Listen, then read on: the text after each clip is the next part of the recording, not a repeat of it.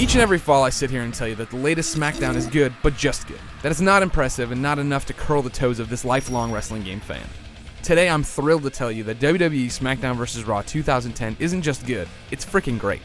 Vince McMahon's cavalcade of loons is back in a 67-character roster, boatload of match types, and a whole bunch of options that will let you create characters, logos, as well as your own stories complete with cutscenes that you can share with the world.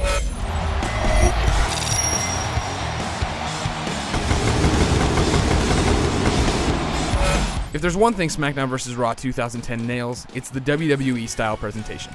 Thanks to new bells and whistles such as the live logos you see on TV and the copyright symbol popping up at the end of matches, these bouts feel like they're ripped from the actual program. The game loads in a blink of an eye, so you'll be happy to sit through the pomp and circumstance before a title match, and in the game the fugly HUD of the past has been tossed in favor of a small halo around your character's feet. In short, it looks great because it looks real. Another beautiful addendum this year for fans is how blood works. When I first busted somebody open, I thought the blood looked a bit weak. It was just a blob on the left side of the guy's forehead. But as I continued to wail on the foe, some nifty changes started to appear. The blood engulfed his left eye, it dripped onto his chest, it rubbed off onto my chest. Hell, if I kept punching him in the face, it rubbed off on my knuckles.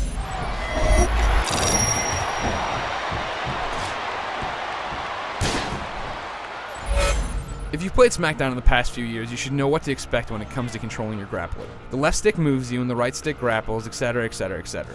Still, THQ has dropped in a number of under-the-hood improvements. There are apron moves, you can grapple from an opponent's side, and there are a total of 4 strong grapple positions that you can now switch to without breaking a hold. Reversing is now assigned to 1 button rather than last year's 2, and you can pretty much reverse any finisher at any time. Beyond all the nuts and bolts stuff, there's a lot to talk about. A majority of the matches from last year are back and untouched, the Inferno match, Hell in a Cell, and so on. And so is stuff like the 4-player online and the ability to move championships around via the roster editor. But there are some new and improved contests. Remember how crappy the Royal Rumble has been in the past? THQ overhauled it, so now knocking dudes out comes down to a quick-time minigame that's actually fun to play. Championship Scramble is here with various time limits so that you can defend your titles like they do on TV, and there are 6 new Road to WrestleMania campaigns for you to embark on that feature more choices, more twists, and more entertainment than ever. I mean, these things are awesome. Still, the biggest stuff this year is the creation-community combination. Create a Superstar is back and overhauled with 3D items so the characters look better than ever. There's still a few issues. The new point system made me choose between sunglasses or pants for Gruesome Greggy because I couldn't have both, and the invented wrestlers don't look as good as the real superstars, but it's definitely a step in the right direction. The paint tool lets you create any image you want. The highlight reel's back and this time allows you to record match highlights and edit them into entrance movies, and then there's the Story Designer, which is the biggest addition to the series in years. Here you're given a calendar with the next 10 years of WWE programming on it and allowed to create whatever story or feud you want for the program you want.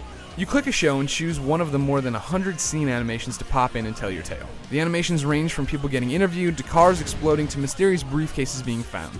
You get to cast the characters in their roles, write the dialogue, change the camera angles, and more. When you got that one part done, you can move on to the next show and keep the story going, or just end it there. It's your call. When all your creating is done, you can upload the content to the SmackDown vs. Raw servers where people can download, search for, comment on, and rate your work. Literally, you're getting an endless stream of free content for this game.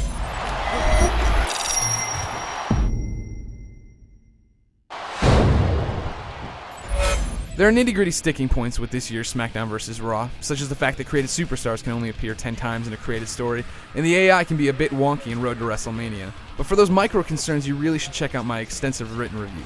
I mean, I haven't even touched on superstar threads, creative finisher being back, or any of the other dozen things there are to talk about with this game.